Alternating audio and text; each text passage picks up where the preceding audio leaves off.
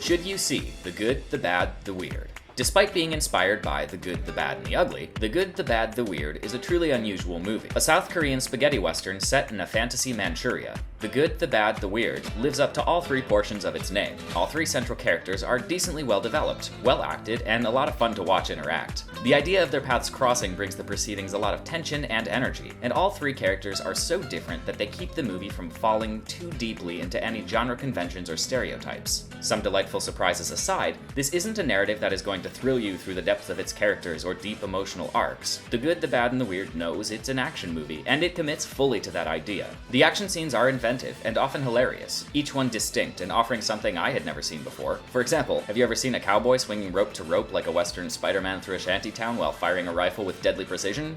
I sure hadn't. Given the audacious visual style and larger-than-life characters, it'll be easy for many viewers to forgive the movie when it wants to completely ignore physics and just have fun. It should be said, however, that in the last act, this suspension of disbelief can get pretty stretched. Another noteworthy point regarding the action, there are harsh shifts in the tone of violence in this film. It can swing from watching through your fingers level of stomach churn, if you've seen this one, you know what scenes I'm talking about, to more standard superhero-level pseudo-violence. If you're going into this expecting it to be a standard Western in this regard, you might be thrown for a bit of a loop. Making this juxtaposition even more stark is just how funny some of the characters can be. Not all the humor survives translation, but what does is usually pretty clever stuff. The film moves along at a brisk pace, bouncing from adventure to adventure, but it starts to lose its focus a bit and slowly drag to a crawl near the end, which may test the patience of some viewers. The cinematography is gorgeous, with rich color tones and great compositions throughout. The camera knows when to deliver an epic sweep and when to remain completely motionless. It's a good mix and it serves the action-heavy story well. The soundtrack is a patchwork quilt of influences, and serves to both elevate the imagery as well as drive the emotional veins forward, without ever devolving into pure cheese.